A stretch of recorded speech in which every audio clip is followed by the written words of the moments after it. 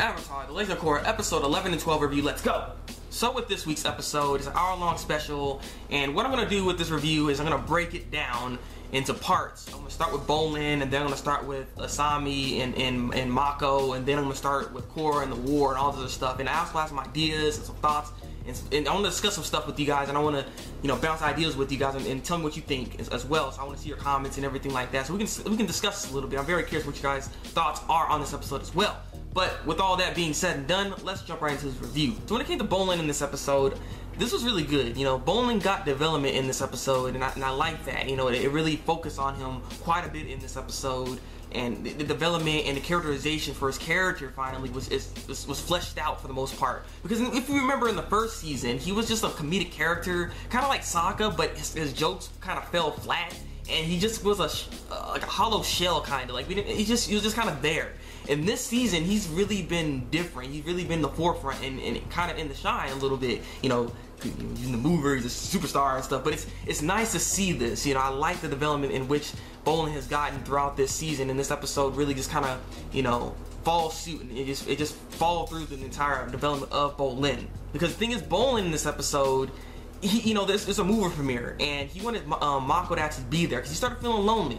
He started feeling lonely that Mako's in jail, and and Asami's doing her own thing, Korra's doing her own thing, and it's like he's kind of just alone by himself and stuff. So he kind of misses Team Avatar and everything in that, and he explains that to Asami and stuff. Honestly, at that moment too, because they were at that spot where Bolin got his heart broken when Korra kissed Mako. Remember that moment? That was the spot that they're like standing in right now, and I was like, hey, is that place? But I don't know. I wanted Bolin to kind of have a moment with Asami. Honestly, I don't know. Like, I want Bolin to find some love. You know what I'm saying? Like, it kind of sucks that he never really got any love from any of the chicks. You know what I'm saying? So it kind of sucks, but nonetheless, like I said, he was feeling alone. He's just feeling alone and lonely and crap. And the thing is, his brother Mako told him that something was going to be planned tonight by Varrick. Varrick's going to do something tonight. And he was kind of like not listening to him at first. He thought he was just, pleading insanity and everything so he can try to get off and everything like that. But no, he notices something in the water, and he's like, what is that? And he comes to find out there's some water tribe people trying to capture or kidnap the president. And so he ends up actually stopping this kidnapping, and he ends up stopping those people, and he goes in. He was fighting hard. I was like, that's get him. Like, the animation for this was really, really nice when it came to like the mover too, because we see the movie and everything like that. The sequence was going on was kind of funny. They were kind of like matching the movie in a bit. It was kind of weird. It was funny, but they were fighting and stuff like that too. Also, the announcer guy that's usually for the pro bending and everything like that, he was there watching it, and they're on the pro bending arena because that's the area in which they're showing the movers and stuff. And he's like, this guy's doing illegal moves, but it doesn't matter because we're not even actually fighting. This is not an actual competition and crap. I'm like, what the heck is, like, why are you? He's like announcing, but it's like, stop announcing, man. You're just here to just watch the show. Calm down. Yeah, it's kind of funny though. I really enjoy that part. But nonetheless, he defeats those people, and then he ends up like threatening one of the guys, and he's asking, who you working for? And the guy like I don't know, he did not care. He's like, Varrick did it. Yeah, he was like, I work for Varrick. I was like, what the heck? He just said him just like that. I was like, well, all right, well, we know now. And the thing is, everybody heard, so they're like, oh, you're going to jail now. And so after that, basically, Bolin apologizes to Mako. Mako's a free man now, so that's freaking good. And we're kind of done with Bolin's part. Mako's finally out of jail though. He looked like crap, but he's finally out of jail. He gets the situation what's going on too. One thing I wanted to say though, when Bolin actually captured those people and everything like that, the president was talking to Lin, and what he says right here, Lin, what the heck? Like, really? Like, what she says is just like, she started praising Mako, because Lin was saying like Mako is like the only one that knew about this. He knew what was going on. Like, people were like, Varrick was behind all this stuff and so on and so forth. Because the president's like, we couldn't foresee this, but Mako was the only one that saw it. And he's like, he's a good cop, isn't he? And she's like, yes, he's an excellent cop. But I'm like, boom, crap, you get out of here. Get out of here right now, because you make no sense. Like, you were not even trying to listen to him. You're like, oh yeah, he's a good cop now. Like, oh, he's a good cop now. Like. It's like almost contradicting yourself, son. Like, you should have listened to him then. If you really thought, like, seriously, if she thought he was actually a good cop, you should have listened to him then, instead of listening to those freaking 2 lackeys that you had behind you that sucked. Man, but it's like, it's kind of weird when she said that. I'm just like, wait a minute, but you really think he's a good cop? Then why the heck did you not listen to him throughout all this time. He went to jail because of you. Because you didn't listen to him the entire time. It's really weird. I don't know. I was just face palming that moment. I was like, are you serious? But I don't hate you, Lin, because what you did is you fired those two mofos, so I'm good with you then, alright? If you didn't fire those suckers, then I would have been like, you, what's wrong with you? Like, really? But I'll leave that at that. So with Mako, though, in this episode as well, after he got out of jail, he ends up meeting up with Korra, and he's like, oh, Korra, hey! And Korra's like, oh, I missed you so much! And freaking Mako's like, yeah, I missed you too, and stuff, and you see Asami in the background, she's all like, she mean mugging, son. What's really funnier is that she doesn't remember, like, Korra doesn't remember the argument that they had, so I think she thinks they're still together and stuff, and so he's like, you don't remember what happened? Like, we argued and stuff, and she's like, well, was the argument really that bad? And he's like, then we see Asami over there, and she's like, you better tell us it's bad, you better tell her it's bad, we be together now, it's you, me. Overall, he ends up just saying, like, no, it wasn't that bad, and so she's like, and so this is where the love triangle comes in, and it's kind of funny. Like this time around, this love triangle this time around actually not that bad, because in the first season it was all Mako's fault. Like Mako was just being a jerk, he womanized her, and just didn't give a crap. Like Asami did so much for you, and then you're just gonna throw her away, you know, cast her aside and go with Korra all of a sudden. Like I didn't like that. This season though is that even though Asami and Mako seemed to be together at that point, because, you know, but the thing is, Asami was the initiator and kissed him first, and the thing is, Mako was just like, you know, he didn't do all that or anything like that. So it's kind of nice to see that he's not just going along with everything, you know what I mean? Like I like the fact that he just still having some kind of feelings towards Korra, you know what I'm saying? So I like that, and it just shows right here, because it's just not all his fault. You know, Asami, you shouldn't have actually just jumped right onto him. Like, they just broke up not that long ago, you know what I'm saying? Like, you can't just, like, after a week, they broke up. Like, you could still have some feelings. They could have still worked things out, it's a thing. But you didn't let that happen. You didn't have a chance, well, they didn't have a chance to work this out. So, you kind of just kind of came in there sneaking up behind the doors and stuff, like, hey, how you doing, Mako? You know, so that don't really work out like that. So, I see how this is gonna be an issue, but it's also Asami's fault. So, that's the thing I like about this, it's Asami's fault as well. You shouldn't have just came in there, you know, trying to bring your freaking muffins in, and he only took one of them. You didn't want both, you know, so you can't be doing all that. I don't even know what the heck that means, but whatever, guys.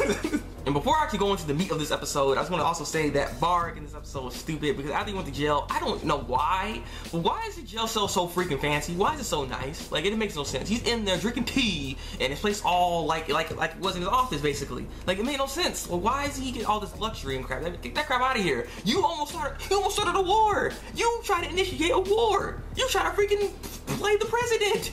You tried to kidnap the president. Like, no! Like, how you get all this? And how is Julie with you? Julie didn't do anything, but he's like, I always have Julie with me. But Julie shouldn't be in there. You shouldn't get all this crap. You should be in jail. You should have a freaking muscle shirt on, just like how Mako did. You should be in that same jail cell. Get that crap out of here. Dang. I believe though they just did that for comedic purposes, and not to mention, I don't think they want to show the horrors of what jail can really be or something. I don't know. It's just it's weird to me though. And so with this episode, let's go back a little bit, because the South actually attacked. And they started going in, you see Korra's father, he's like, let's attack, let's do this, and everything. And so we see them attack and everything, and we see Unalaq, you know, he's going on with his troops, and, you know, the Dark Spirits as well. And we see Tonraq, he notices him, and so they're gonna have a freaking showdown. They're gonna fight, Shaolin Showdown, they're gonna go in. And so it's Unalaq versus against Tonraq, and this was an interesting battle. I love the animation for this scene right here. It was very, very nice, very slick, and very smooth. They were fighting and everything like that. Ultimately, Unalaq wins his battle, and how he wins is that he ends up freezing his brother. And once he froze his brother, like Tonraq knew it was done. He was just like stuck, and he's closed his eyes like, well, I'm done. And then bam, he just like has a pillar of ice come by and it smacks right in the chest, like done. He looked so bad. He looked so messed up after that battle. I was like, god dang, like you just did your brother. You did your brother dirty. That was horrible. So after that battle, Korra hears news about her father and the Stalden people. They got captured. They got defeated basically. They got defeated. So they got to figure out what they're gonna do here now. And so the thing is, Korra and the rest of them, they got to figure out to get. They need to get jinora back, because the problem is Jinora's been in the spirit world for a week. That's bad. If she stays in there any longer, her spirit's gonna be stuck in the spirit world, and she can no longer, you know, live. You know, she can't be back in the material world, which is kind of it's gonna be horrible. So they need to do something quick, because luckily Jinora's spirit is very, very powerful. So she's luckily being able to stay in there for a while, and they can still possibly pull her out. But they need to go into the spirit world in order to do so. And so that's what they're gonna go do. And so they have a plan to try to go in air to actually surprise the their enemies and everything, so they can get into the area to where the portal is. So they can go in the portal and they can get Jinora back. Close the portals, by the way, too, and prevent this whole harmonic convergence for Batu to get out. And so they're going to go do this and everything like that. And this is where the animation again starts shining and stuff. They start having like all this like flying ice come by, and then there's fire, and then freaking Bolin using like the explosions and stuff, and they're timing it right, boom, boom, boom, explosion. Like it's nice. There's some nice animations, very, very clean and crisp yet again.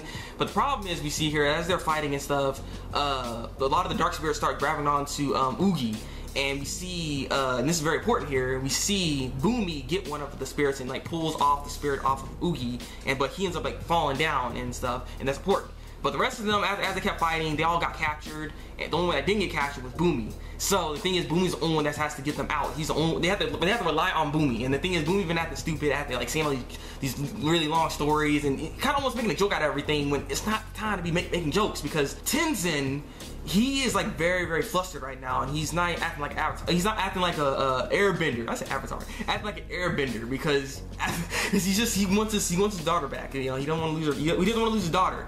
And so he's very, very irrational and everything. He's just getting frustrated at Bumi. But we see Bumi in this episode, and he gets a little bit shy in this episode as well, and I like that as well.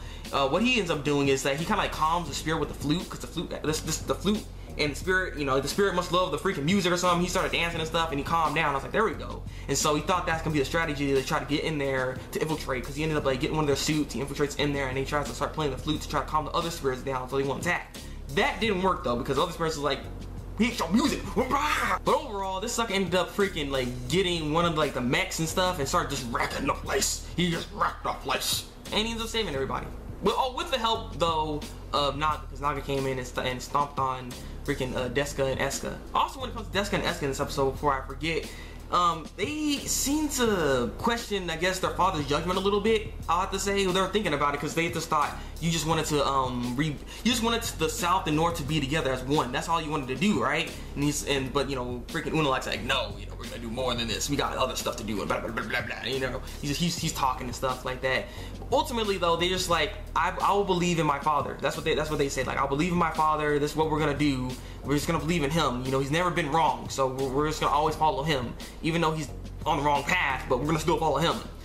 And the funny thing, and the really good thing, before Bumi actually saves them, Unalaq explains his plan, and the people, like, I was right, and who are the other people that actually had this theory? Y'all were right. So high five, people. Give me a high five right now, because we are right that Unalaq wants to be the Dark Avatar. That's what he's gonna go do. So once freaking Batu is released, he's gonna try to have freaking Batu go inside him, go deep inside his body, and then become the Dark Avatar. And he makes a very interesting argument as well. And it's I don't know, it's harder to kind of debate this one, but it's very interesting. What he ends up saying is like, the Avatar isn't necessarily keeping balance, because what he's trying to do is kind of almost go back to how it used to be, where the spirits and the humans lived as one. And that's how he thinks harmony is. That's how he thinks balance actually is. There shouldn't be a bridge between the two worlds. Why do you need to be the bridge when before we lived okay with the spirits there in the same world with us? So he kind of wants to go back to that state as well, and he thinks that's what balance actually is. So he thinks he's thinking that the stuff that he's doing is actually righteous and good. He's not necessarily thinking that he's doing something bad, even though this is, the dark spirit. But he wants to be able to bring that back in, and so he wants to be that. He wants to be able to be the Dark Avatar, to have a level playing field. Because once Rava went inside, Wan at that time, it kind of upped the stakes and made Wan end up winning that battle. But seeing as now he's like, if I become the Dark Avatar, this will be a fair fight this time around. And so it's gonna be kind of like good versus evil again. This is how it's gonna be. And I wonder how this is all gonna go, because again, this can lead to other seasons. Then that means, like, once Korra dies or something like that, once he dies, the cycle will continue on, because they're both avatars, and so they're gonna have to be battling for each other to keep balance in the world in a way, I guess. Although the Dark Spirit will probably bring imbalance, because that's kind of how it is. But you know what I'm trying to say. Like, it's gonna be that yin and yang thing. It's gonna be like that battle with Rava and Vaatu, basically, except with humans. So it's just gonna be interesting to see that. So I like that's what's going on here. But this is my theory on this, by the way, too.